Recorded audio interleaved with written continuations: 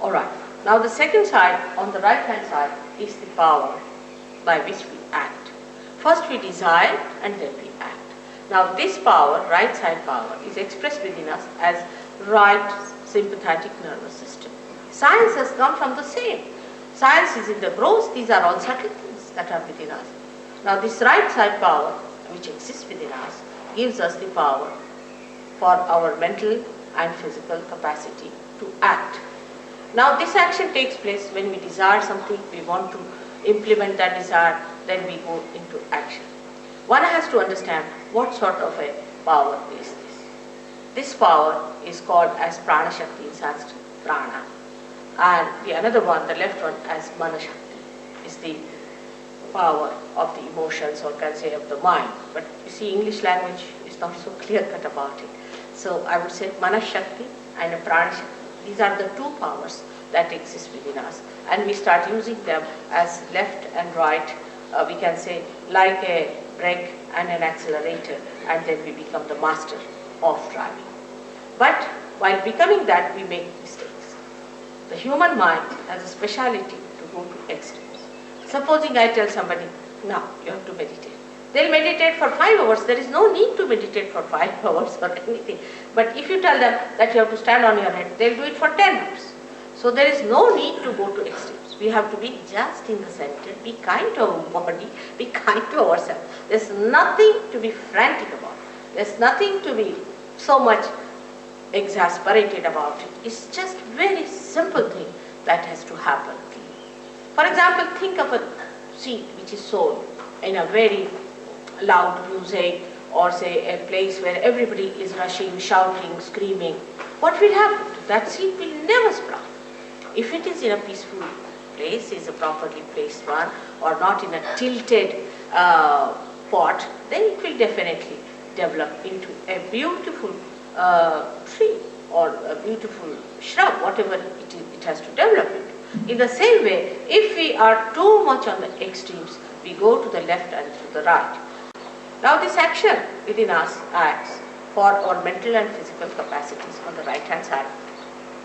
Like we think of the future. Now we planning, we start. It's planning. Now we must do this tomorrow or day after tomorrow. We have to do it, and we start sitting. Now I'll go there and I'll find this, and then I'll take a ticket, and then I'll go there. I mean, our mind is working for the future. So much so we become absolutely futuristic. To such an extent, sometimes I've met people who are futuristic, they even forget their own names. Can you believe it? I mean, they don't even remember their father's name, that's all right, but even their own names they forget. I mean, they are like mad because they don't remember their own names, and they don't know where are they, what are they doing. I have met people of that kind who are really sick people because they have become so futuristic now that they do not know anything about their past. Now, this futuristic behavior starts in a society where people always think of the future. What will I do? What am I to do tomorrow? What am I to achieve tomorrow? And all these things, when they start doing, their attention goes to the right extreme. Now in this place, we are very dangerously placed. Very dangerously placed when we start looking for the future. And the future seeing is a imaginary stuff. Is absolutely imaginary. Because what you think of the future doesn't exist. What exists is the present. You have to be in the present, not in the future. But people will say you have to be in the present. But how? We cannot.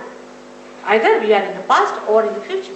Because when the thought wave rises, it comes up and goes down.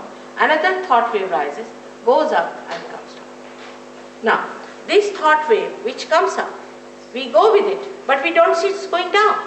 Another thought wave that rises, we see that, but we don't see where it goes out. And so we are jumping on the cusp of these thoughts, and we do not know.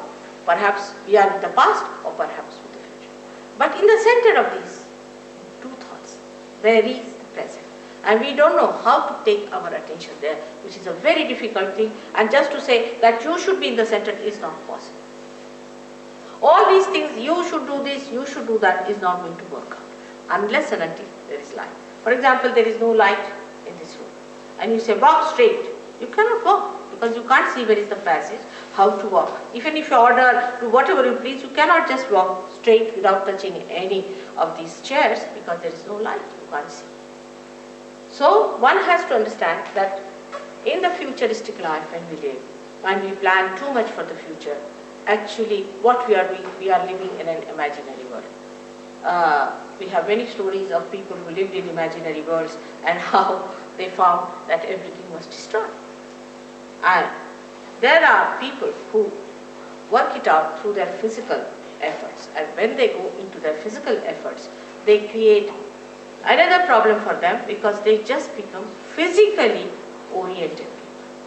And if you are just physically oriented, the spirit gets angry. So the right side movement is for the people who are very meticulous, you see what you can call the people who are very particular about the time, and who are very firm about things, who are very dry people, and who are very straight and they won't tolerate any nonsense. That sort of people you see that you find normally, and that sort of people become a headache and they are very boring. You can't just bear their company, they can be very boring people. And they give you big lectures about how to be straightforward and how to walk straight, absolutely. In the nature, nothing is straight.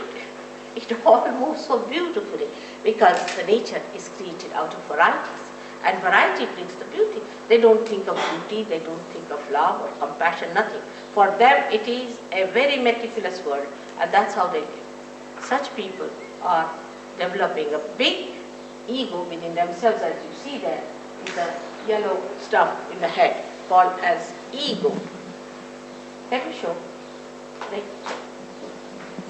By the action of the left side, emotional side, we develop a superego, but by the action of the right side, we develop an ego.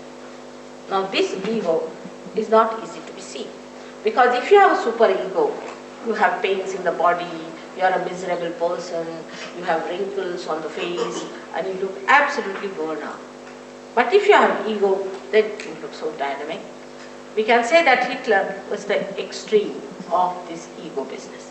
And he got into his head that he is some sort of a God incarnation, and that he has to save the people, and he was the one who knows about races and everything, and he is supposed to save some race.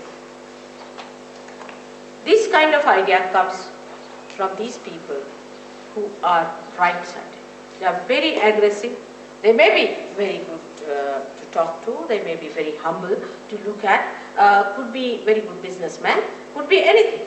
But they do not know that they have this Mr. Ego coming up on their heads, just like a big balloon, and they are floating in the air. The end of ego is stupidity. You'll be surprised. The end of ego is stupidity.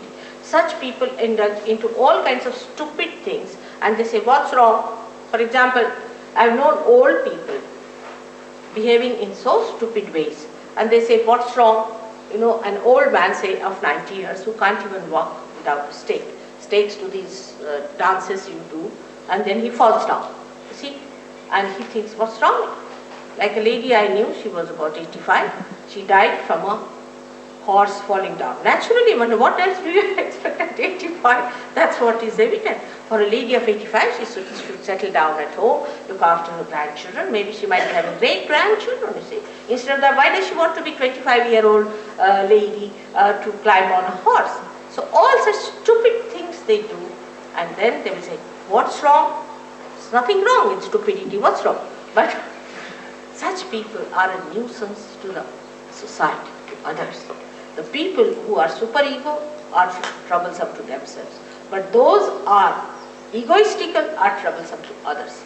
They are all the time correcting others, torturing others, putting their ideas onto other people, and such people can be very, very successful, because nothing succeeds like success. They go on hammering things into the heads of people, saying, now this is true, and when you go on saying it, you suddenly believe, yes, must be so.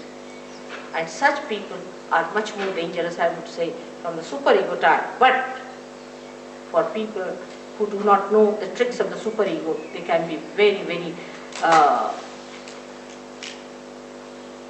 very dangerous, because they are very subtle.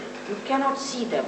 They mesmerize, and they can possess you, and they can be very sly, and they can work out all sorts of methods which you are not aware of. So it is not easy to choose which is better, which is not better. Both things are wrong to go to extremes on the right or to the left.